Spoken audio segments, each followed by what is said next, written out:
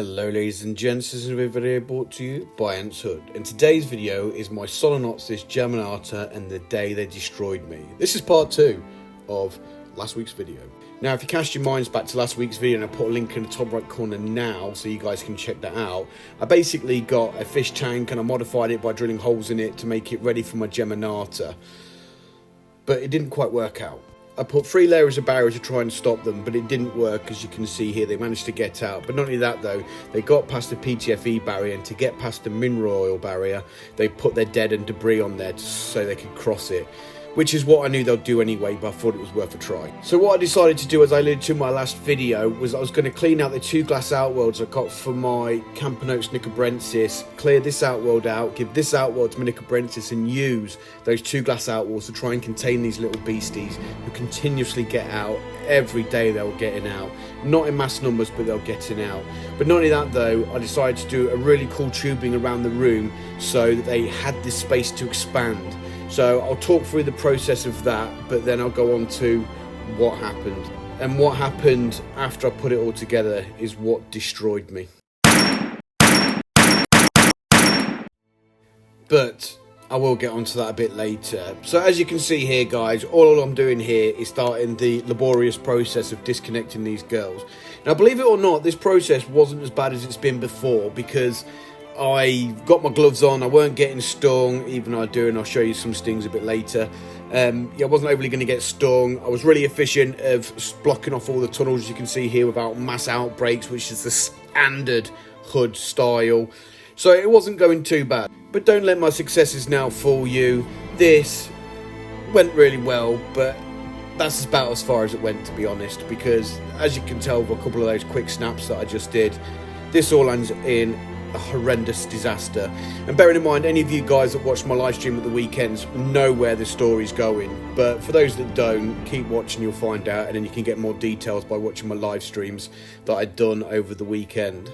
For those of you who watched the live stream where I was trying to clear this outworld out so I could try and modify it with silicone to stop it all leaking everywhere, but you can clearly see from all this tape that had failed, but I did have solutions to try and sort that out.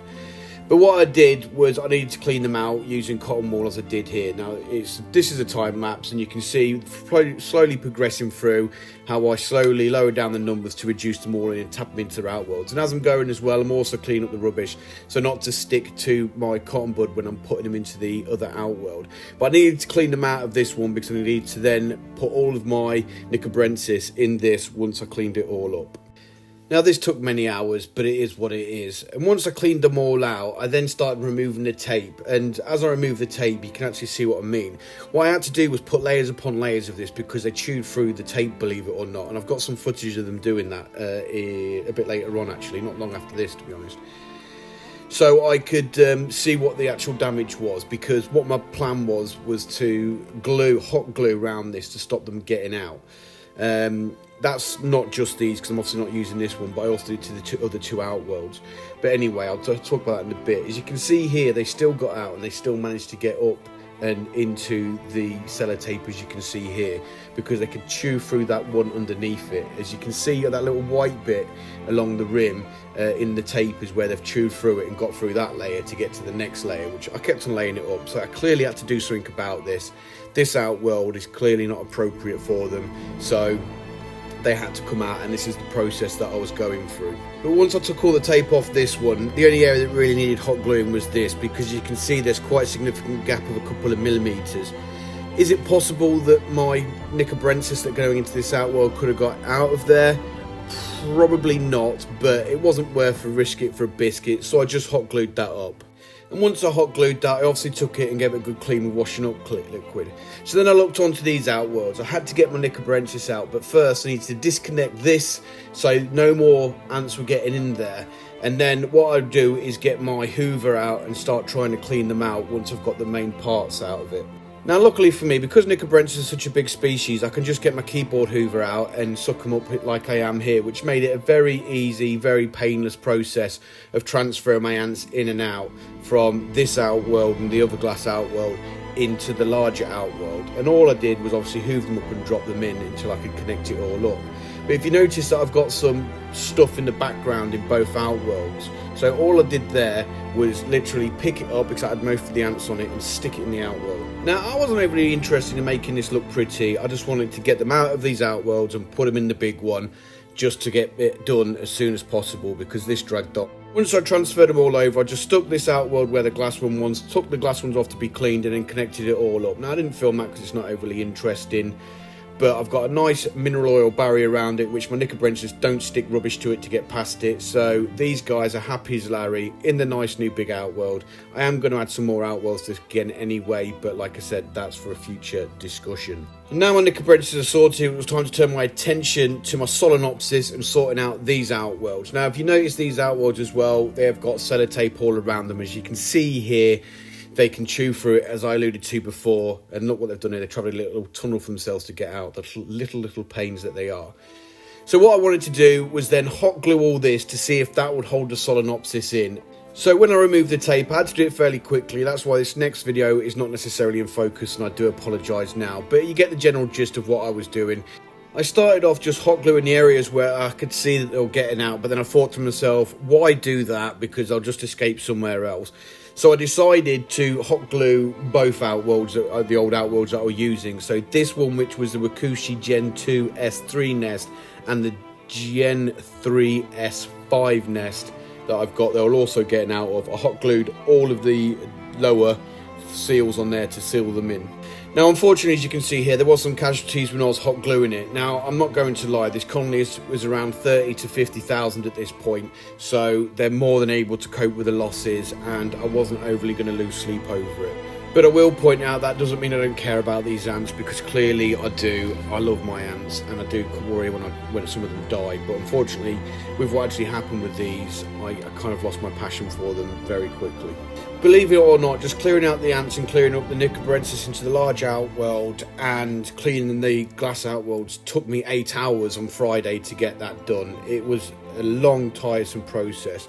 Luckily enough for me, this was done the next day on the Saturday, which took me about 4 hours. I got up pretty early because I had a family thing going on to get this done, and I steamed through it.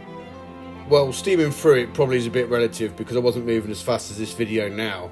But you get the point. It didn't take me 8 hours, it took me 4. So 12 hours in total. But as you can see here, I am then disconnecting all the tubing, sealing it off, putting the loose workers into the outworld that I sealed up with the hot glue. And then I connected it all up. Now, I did faff around with the tubing and stuff like that, but I had a really cool idea with all these outworlds that I've got. Because one of the things I've noticed about my Solenopsis is they are always trying to escape. Now, this is due to their numbers, etc. Yes, I'm very restricted on the outworlds that I can use at the moment and the space that they've got. So, considering I got rid of the large outworld and went with 2 of the smaller glass ones, which means I had 4 small outworlds rather than 1 big one, 1 medium size and 1 small. So they had locked space, but my idea was that if I could connect these 2 as the main areas, then put tubing going all the way around my room, connecting the 2 glass outworlds, that would give them the foraging space for them to go off and forage for food, as it were. Let them occupy the tunnels, let them not swarm the outworlds like they currently are here in this video, and it will give them all the space that they need to do to walk around, to exploring, etc. what ants do. And hopefully, this was my hope, that it would actually alleviate their need to constantly try the barriers on the outworld, pushing it to try and constantly escape like they currently are. And the reason I was very keen to get this done ASAP is because I am going away for 2 weeks as of Friday. So at the time that I'm releasing this, because I'm going to release this on Saturday, I'm actually away at this point, so I'm pre-recording this video. And somebody else is going to have to look after my ants. Now, if these get out like they were previously, which is trickles, could get them through the sellotape and stuff like that, there's no no way that my wife that will be staying at home looking after them will be able to cope with this. One, because she's not experienced with ants at all. She doesn't mind popping food in for me, but when it comes to dealing with outbreaks, she's not too bad with the big ones. My leaf cutters got out and she was cool with that, and she managed to police them up into me. She's just a empty margarine tub, but it worked, and that's really great going. But when it comes to these little nasty buggers that sting and are tiny and get everywhere, it's too much to ask. So this is why I was quite urgent, because this weekend was the only when I really had a chance to get it done. and I won't lie, I was pretty confident that it was going to work fine. And to give you guys an idea of what I was planning, this is where it's going to go. As you can see, that pipe at the back wall was going to connect up to the nests, and it's going to go all the way around to this outworld on top of my PC. I moved the Excel sheet, by the way, tubing all the way around the wall up to this outworld here on the shelf with my other colony. As you can see here, as soon as I connected the tubing up, they weren't hesitating to get into the tube and explore outwards, but what they were doing was hanging back before going into the first outworld. So it was a bit like, as you can see here, they're all swarming it. So what I decided to do was put some jelly pots in there and to coax them into the outworld, even though being Solenopsis, you probably had no troubles getting in there anyway. So I got a nice little cool time lapse of the first workers in the outworld finding the food and then swarming it. I do love a time lapse, as you guys well know. It always amazes me how quickly they recruit workers to when they find food and stuff like that. I do think the whole process of them is amazing. And to tell you the truth, they are a super amazing species, but it hasn't been a joy keeping them for the past 14 months, I would say. So once it was all connected up, I was feeling quite happy with the setup. I thought I'd done a really good job and sorted it all out, and I was really pleased with myself. They'd got some jelly, as you'd already seen, and they had the remains of the rat that they needed to finish off. And yes, these guys can polish off a big rat. And then I licked my wounds after being stung a couple of times. Unfortunately, I couldn't stick around to make sure it was all fine and dandy because I had to get ready for a camping trip with friends and family. And I had a really good time. I got drunk. I was even answering messages from the video that I posted that day as well, such as this one here, where I'm talking about how much effort I've put into it. I think I've broken the back of these girls, and I think it's going to be great. I should finally be able to contain them. I was really confident and really, really pleased. And then on Sunday morning, I got a message off the wife, and this was what she sent me. I couldn't believe it. I'd worked so hard for these girls. Why have they done this to me again? The outworld looked cool. The whole setup looked cool. Why? So when driving home after having to drop family members back at their houses, which was going in the wrong direction to my house, all I could think about for the hour-long drive was, what if they got into other colonies? So when I got home, I didn't even think about unpacking my camper. It was about getting into my room and seeing what the damage was. And I knew in the bottom of my heart there was going to be some damage. And I was greeted with this. I couldn't believe it again. They were all over the table.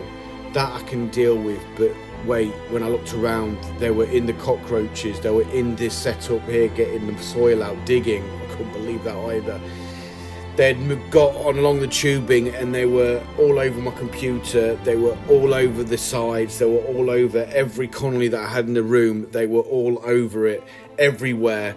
They were trailing into certain nests as well, which got me concerned. Just because why is they trailing? Why would they be trailing into a nest unless they were hunting? And unfortunately, that's exactly what they were doing.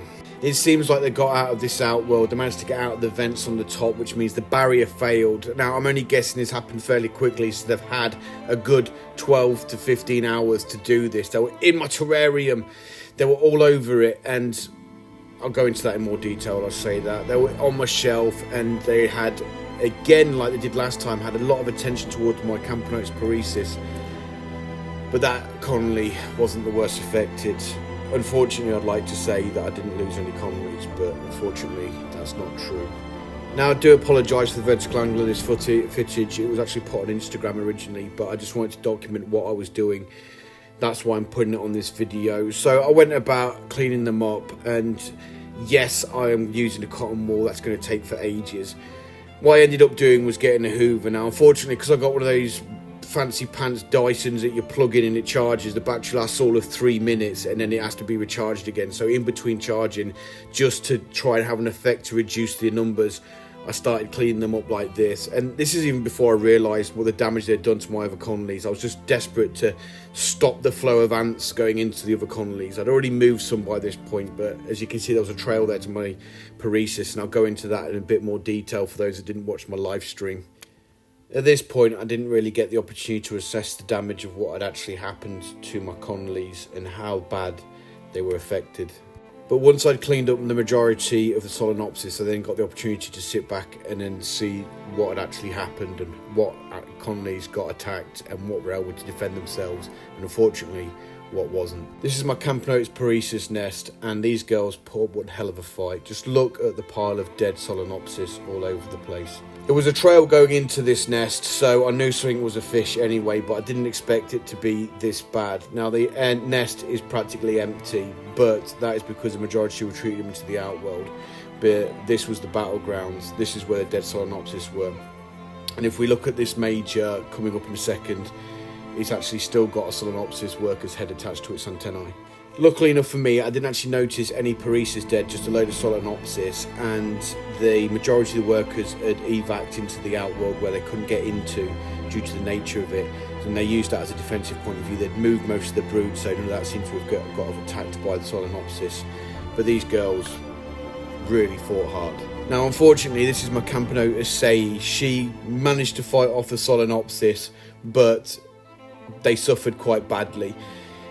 There was originally, before the attack that is, about 7 to 10 workers, and now I've only got one left. And when I'd found her, she was protecting the narrow entrance of the tubing into the test tube, and the worker was protecting the remainder of the brood.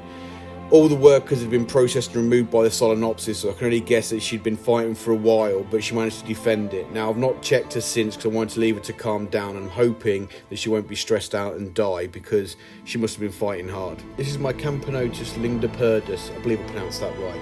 Now, she's not actually featured on my channel yet. I got her early this season. She was gifted to me by one of my supporters, and she's lost about half her workers, but as you can see from this test tube, they put up one hell of a fight and they fared fairly well. The brood is protected at the back of the test tube, as you can see here, with workers all over it, and there was a lot of dead Solenopsis. But if we look at the outworld, there is still dead workers there that the Solenopsis were processing when I managed to find them and rescue them. My Camponotus sansabina seemed to have fared fairly okay. There was some dead Solenopsis in the test tube, and there was clearly a battle that was going on in the outworld as well, but she defended well. I'm not really concerned about her at the moment. And also my Camponotus feds, now I can't pronounce the proper word at the moment, but you can see there's some dead workers in the test tubes where they'd fight the Solenopsis, but she seemed to have fared okay as well. But there is a significant drop in brood as well, so I think they got some of them in the end. And I also think she lost quite a few workers as well, but she's got enough to survive. I just hope that the queen's not stressed out and stops producing eggs. Now it's time to move on to the colonies that didn't make it. In my terrarium, I had a foundation colony of Polyrhacus dives, and there was a lot, and I mean a lot, of Solenopsis in my terrarium, to the point of where it took me all day and all night to try and get them actually out of here, and even then I didn't fare too well. You can't really see it here, but you will as I pan up onto the glass, that you'll see that they were all over it, and these are the guys just coming out, constantly going up, travelling up the silicon and getting out. Unfortunately, because there's so many woodlice in the terrarium and they used to swarm any food that I put down, I used to put any protein directly on top of the Polyrhacus nest, which is in this cork bark. But as you can see, that's attracted the Solenopsis, which means they've swarmed it and swarmed into the nest. And I think that because I haven't seen any since the attack, bar one lone worker, which I haven't seen recently, that they've wiped out the colony of Polyrhacus dives that I had. So unfortunately, this is one colony that didn't survive.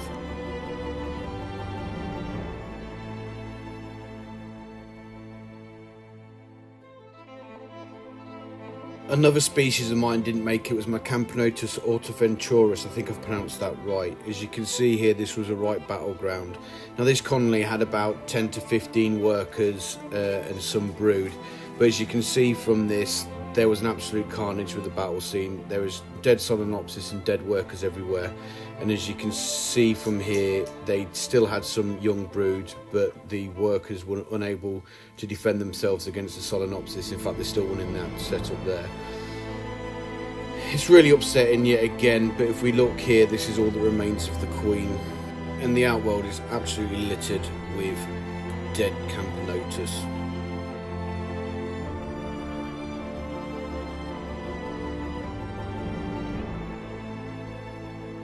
Now this next colony, the queen had already died some time ago, but there was plenty of workers in there. Now I don't generally kill my workers off when the queen dies. I let them live out their lives until they died gradually of old age.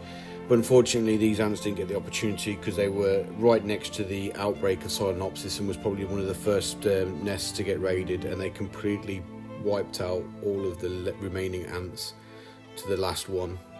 Now, I'm not going to lie, my Solenopsis have destroyed me. I can no longer keep them. Now, on my live stream at the weekend, Wakushi's agreed to take them off my hands, so he's going to use them to see if he can trial with them to see if he can make any Solenopsis resistant nests. So I am packing them off and sending them off to Wakushi. Now, maybe once he's been doing with his R&D with them, he said that he might put them up for sale if anyone's interested. So if you are interested in his collie, by all means, ask about it after a little while to see if he's willing to sell them to you. I cannot keep these anymore. I am an experienced ant keeper. I know what I'm doing, and I've tried everything I can to control and curtail this colony while trying to keep them in a happy medium, as it were. But it didn't work. If you ask my personal opinion, these ants should not be kept in captivity. Like I said, I'm experienced and I've got the backing behind me to look after these to the best that I can, but I could not keep up with them. They shouldn't be for captivity in my eyes. They should never be allowed for any ant keeper. And if you're the only experienced ant keeper that think these look great on Ant Canada, please reconsider. Watch my extensive playlist on these from when I first got them up to this point now. These ants are not easy. Yes, they're easily grown and they're easy to look after, but they are vigorous, ruthless, and they've broken me. They've destroyed me this weekend because I am sad to say that I have lost Conleys due to my inability to stop these escaping. And that's all I've got to say for these guys. My Conley is going this week because I'm away next week and I need to get rid of them before then. I'm only sending the nests to him, and I'm going to let the workers seal the workers into the outworlds with plenty of carbohydrates to keep them going for as long as they live. They don't live very long, admittedly, so I imagine most of the Conley will probably be dead by the time I come back from in the outworlds. But please, guys, if you think of getting these, please reconsider. Now, normally I would end by saying I hope you enjoyed this video, but I don't think that would be overly appropriate due to the tone of it. It was upsetting for me when it happened, and it's also upsetting for me now, a couple of days later, to go over it again, looking at the footage and explaining what had happened step by step. But it is what it is, I guess. I am no professional ant keeper, but I'm a hobbyist, but I'm an experienced hobbyist, and I struggled to curtail this species of ants, and I struggled to control them. I've got an extensive playlist for anybody that wants to see the playlist of it, but for now, that's it for that playlist. It will be no more, and I will not ever get this species again because I cannot control them. And if you're a new ant keeper and you're looking at getting them, I do advise that you strongly reconsider. Now, this is the time that I normally say about my Patreon supports and my YouTube membership, which you can support my channel, but I really don't think that's appropriate due to the tone of this, so I'm just going to end with, I look forward to seeing you all on my next video.